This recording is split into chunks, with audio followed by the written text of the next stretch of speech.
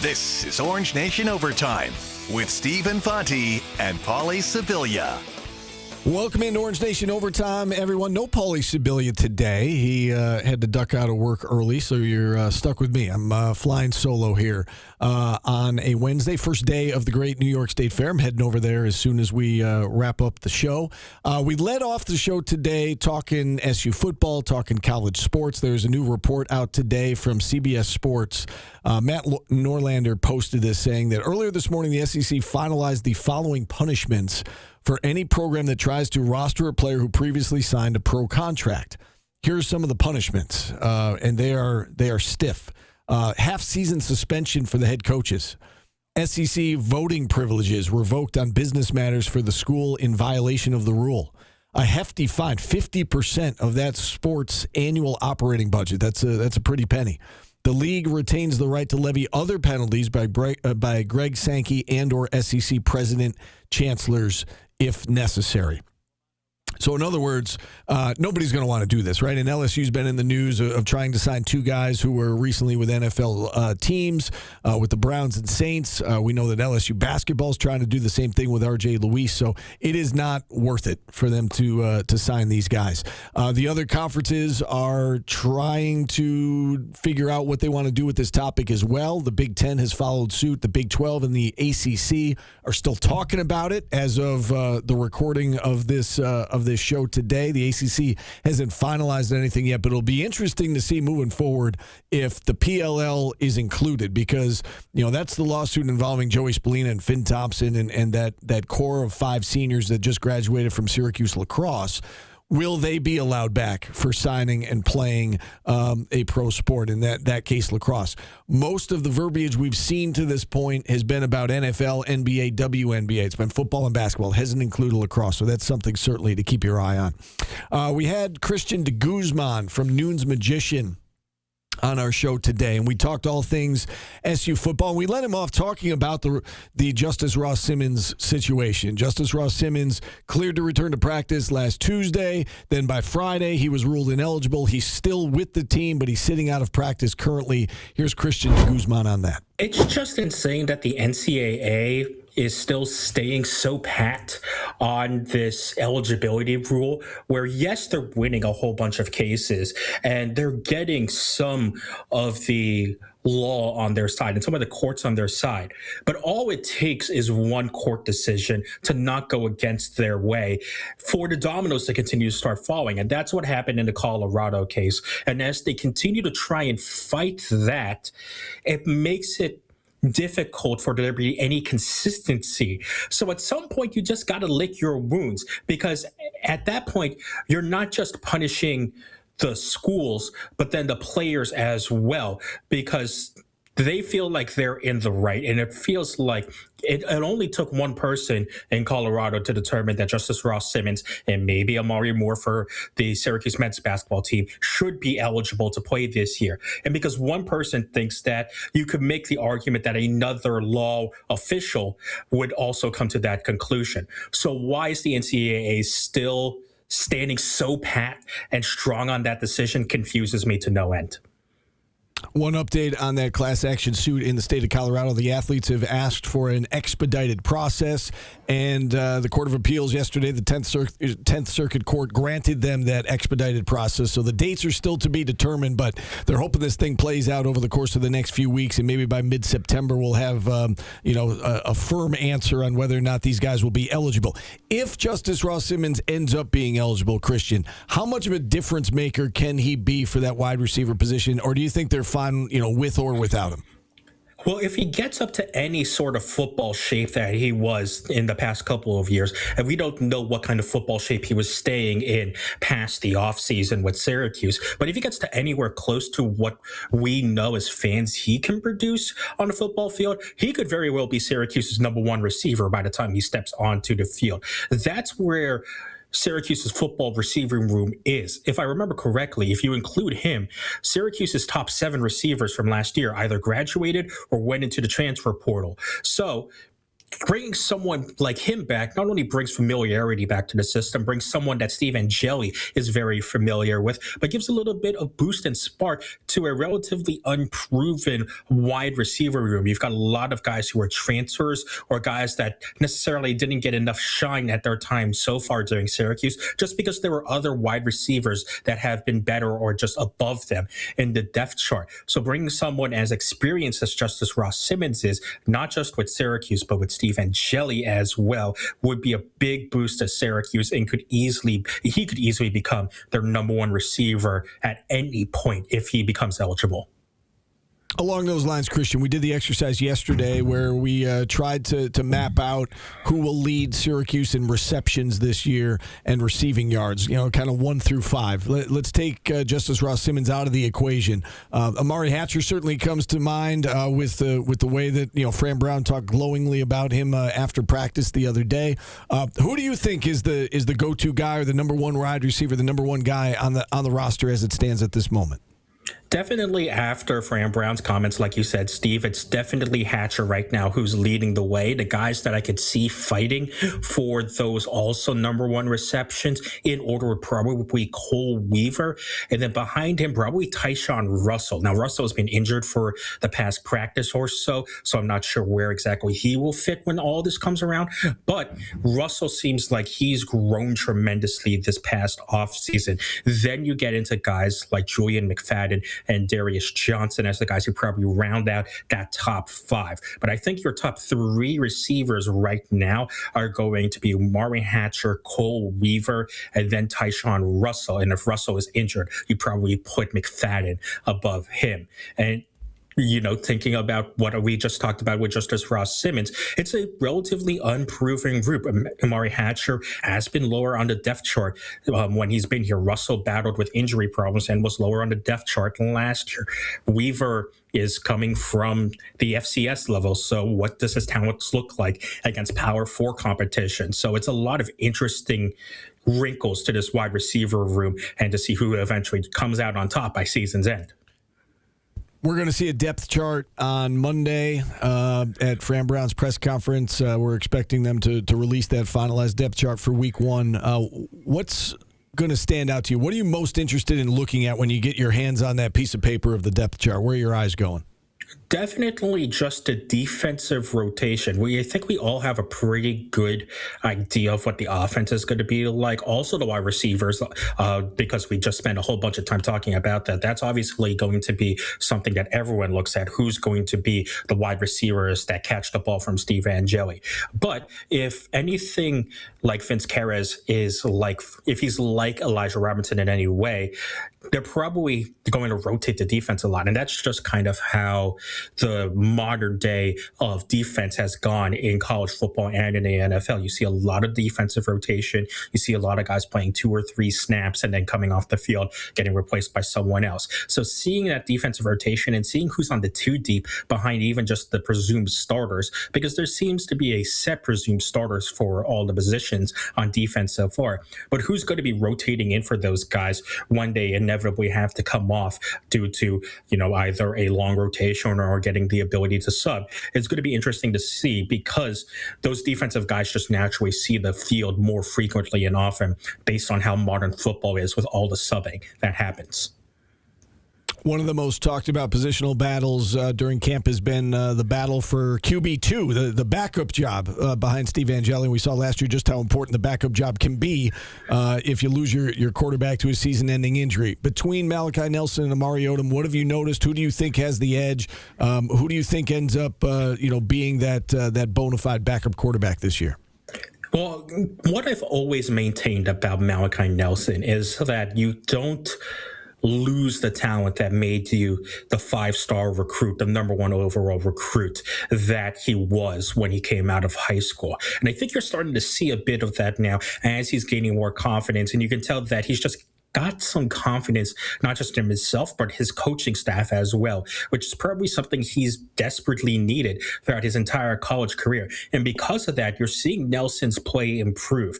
Well, I feel like when you got a guy like Odom, you're getting someone who's reliable. You know the nodes about Odom. However, there might be a bit of question about the explosive potential given based on what his numbers were at Kennesaw State, which were great and all for that level, but is it the same explosive potential that maybe a Nelson could bring if he has given the confidence that he seemingly has at Syracuse? And because of that, it feels like Nelson is starting to take more steps off the depth chart to where he could actually be that number 2 quarterback behind Steve Angeli, because he probably has the more confident arm talent to connect in the big explosive plays that Syracuse has been lacking since Kyle McCord left. Christian, how confident are you that SU is going to hold up front on the offensive and defensive line? And do you like one unit over the other? It's so tough because I'd like to say like neither unit, especially when it comes to the big boys against the and the ACC. I know a lot has been made this past offseason about bringing in the offensive line talent, and we'll see how that all stands up. We think we know what that starting offensive line is going to be with Trevion Mack, Akin Shinlo, Joe Cruz at center, Byron Washington at right guard, and Cam Bringle at right tackle. Is it good enough? We'll have to wait and see. I'm not quite sure.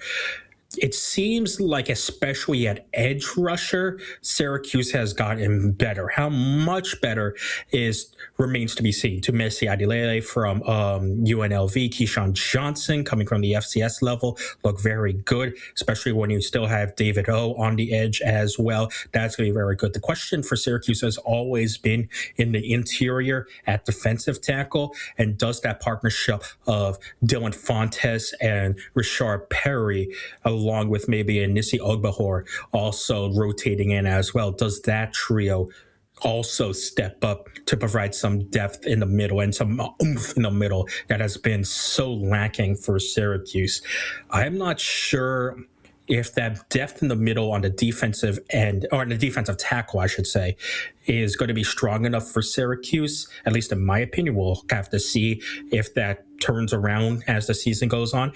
And I still have questions about just in general the offensive line, and if that unit is not going to be as swinging of a door that prevents Angeli from staying in a clean pocket, which we know is his preferred option, is to stay in a clean pocket and not have to roll out or not have to scramble on every play.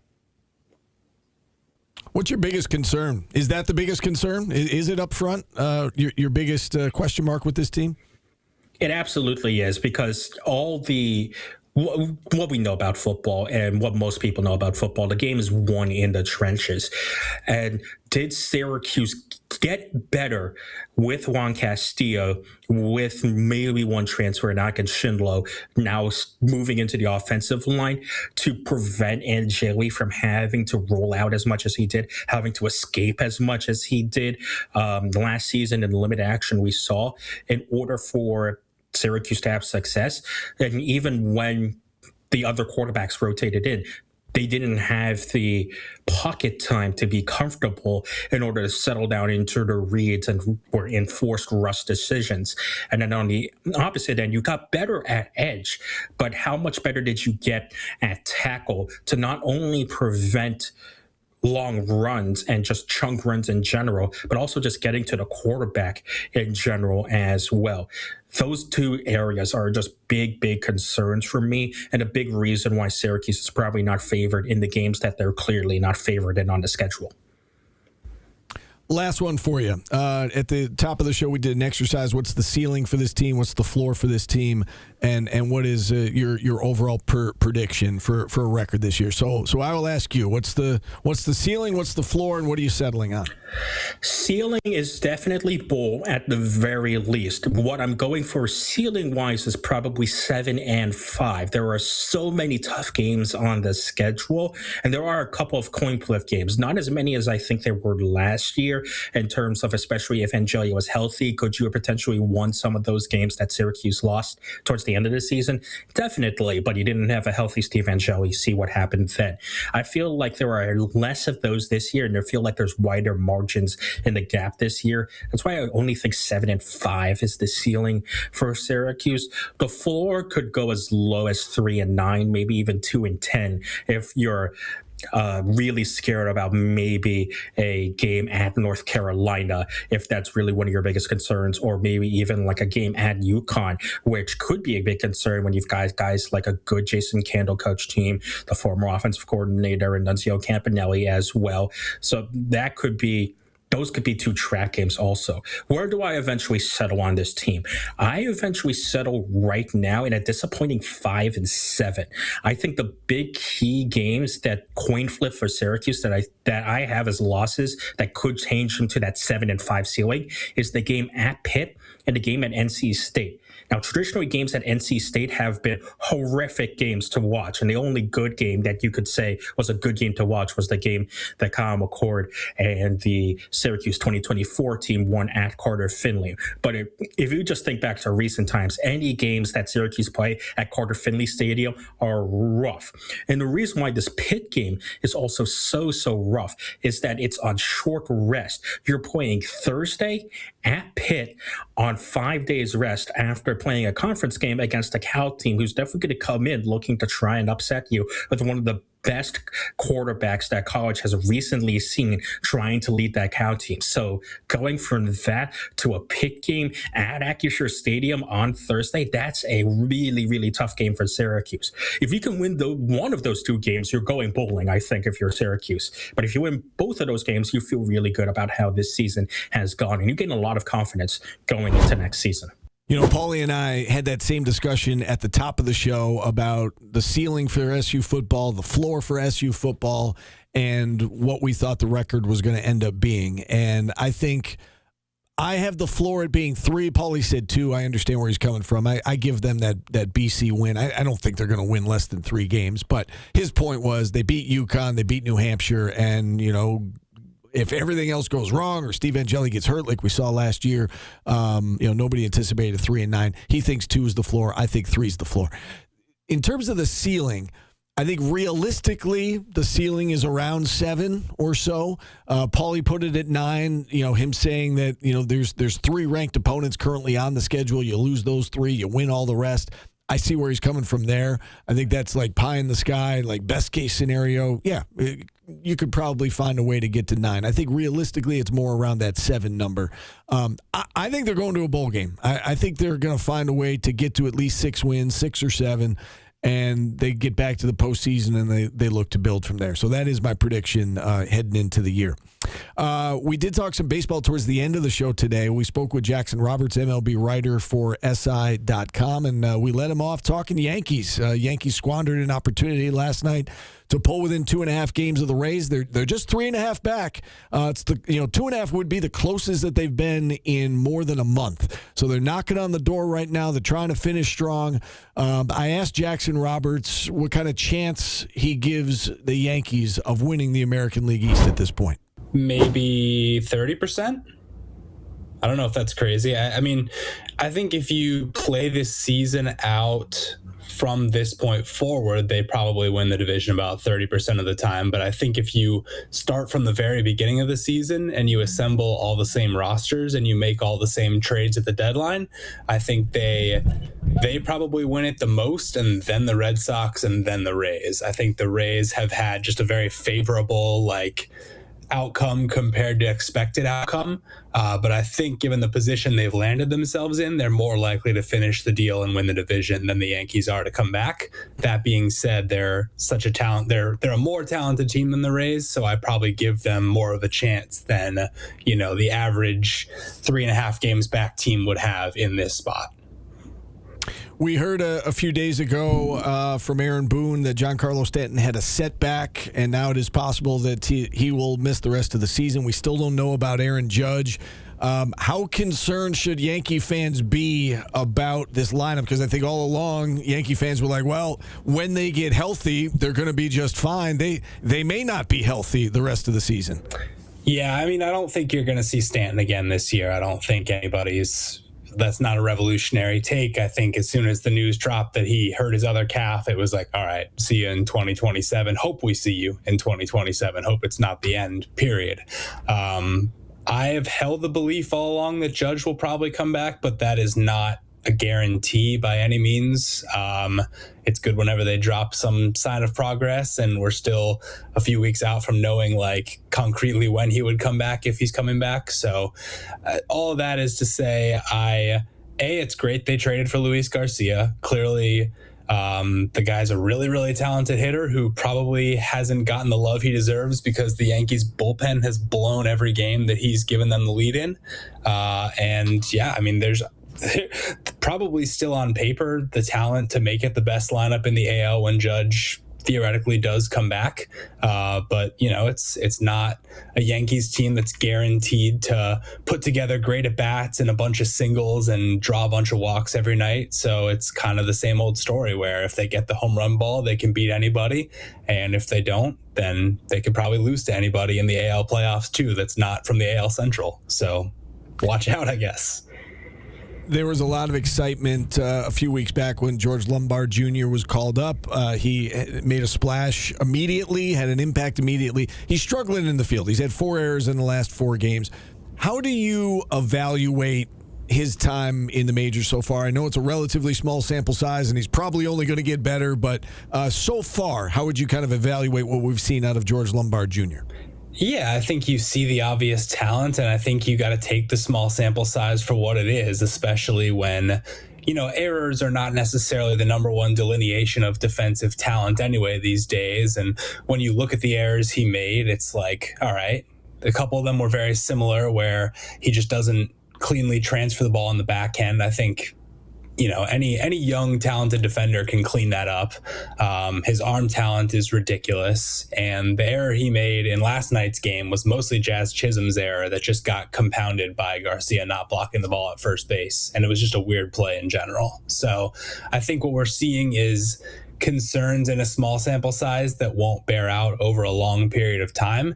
And I think you take the good and run with it, because there's also been highlight defensive plays, great at bats, and he's so young that he's only I don't think this is Anthony Volpe 2.0. I've always, as a Red Sox guy, I've always been like, all right, Anthony Volpe's up. Game's probably going to go the way the Red Sox want it to. I don't think it's going to be the same with Lombard. I think he's going to be a real problem in the league for a long time. Over in the National League, the Mets just started up a series with the Milwaukee Brewers, and I was watching the game last night and reminded of the fact that the Brewers actually have the best record in baseball. We kind of forget that at the moment, thinking, well, that the Dodgers are certainly the best team in the majors, and I think they are, but Milwaukee's got the best record. How much of a threat are the Brewers to the Dodgers in the National League, or do you think the Dodgers are just going to run away with the National League playoffs? I think more of a threat than last year, and I don't know that we'll fully have the answer to that question until the week or so before the playoffs, because I think as much as the Brewers had the better record going into the playoffs last year, the writing was kind of on the wall because the Dodgers had gotten healthy. Their rotation was as scary as it had ever been. A couple bats came alive in the playoffs, Muncy, Hernandez, Smith, whatever. But I think we would have all said they were the better team on paper than the Brewers going into the playoffs last year. This year, even though we have that championship pedigree to fall back on, I'm less confident in the Dodgers and more confident in the Brewers. So I think most people would still lean Dodgers in that series based on history, based on the names on the roster, whatever. But from what I see on the field this year, and assuming that there aren't big changes in this trend going into the playoffs, I would give the Brewers more of a chance to win that series while not necessarily naming them the favorites in my mind.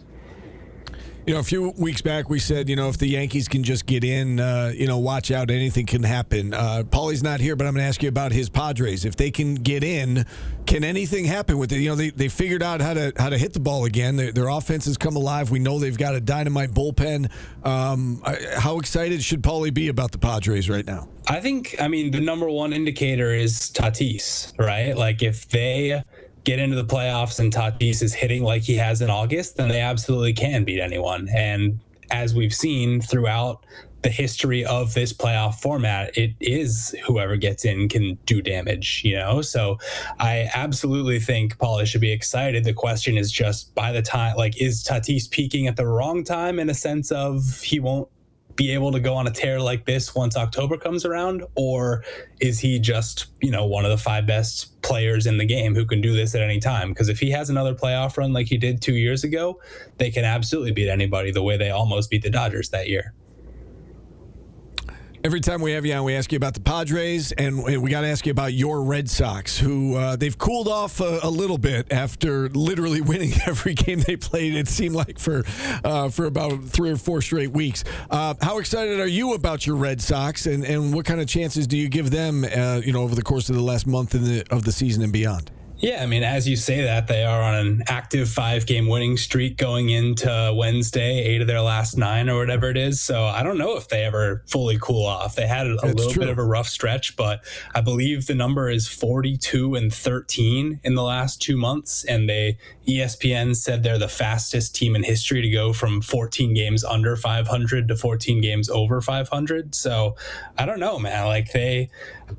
Part of me wants to say that I don't fully buy in because of how bad they were for the first 3 months, but we're kind of seeing it over a long enough sample at this point for me to believe that if they're still going at this pace when the playoffs come around, I'm comfortable saying they're right up there with the favorites. I mean, hearkening back to those metrics I said before, those expected one-loss metrics, the theories say they're the best team in the league this year. It's them and the Yankees are neck and neck for who should have the best record in the AL, with the Rays third. So I believe in the talent I have from the beginning, but the results have fully caught up.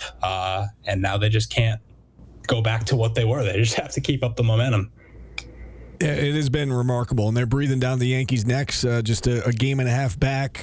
Yankees and Red Sox are both going to make the playoffs, but that last wild card spot is up for grabs. Guardians currently sit in that final spot, just a game ahead of Texas, 2.5 ahead of Baltimore. Seattle and Minnesota and Toronto are all 3 back.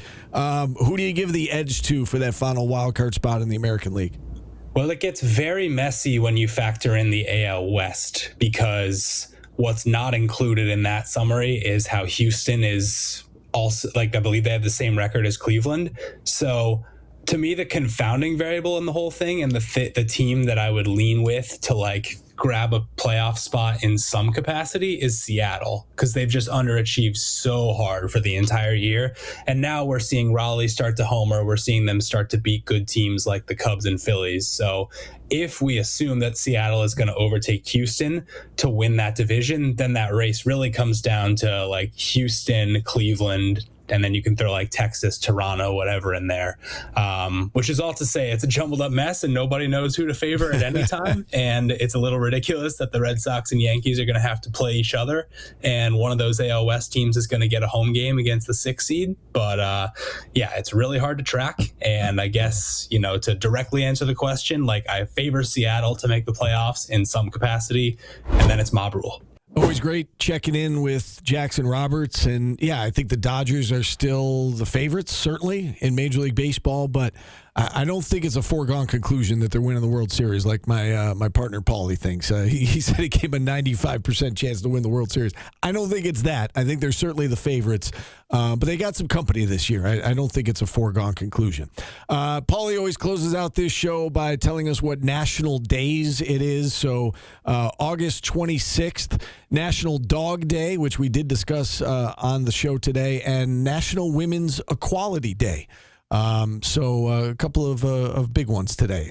We appreciate y'all listening and watching. Join us out at the fair. I'm heading out to the State Fair right now. We'll be doing the 5 o'clock news, 6 o'clock news, all the newscasts, the early newscasts out there tonight. So I'll be out there until about 7 o'clock. So if you have a chance, come by, say hello. Paulie will be back tomorrow. Thanks for listening. Thanks for watching. We'll do it again tomorrow.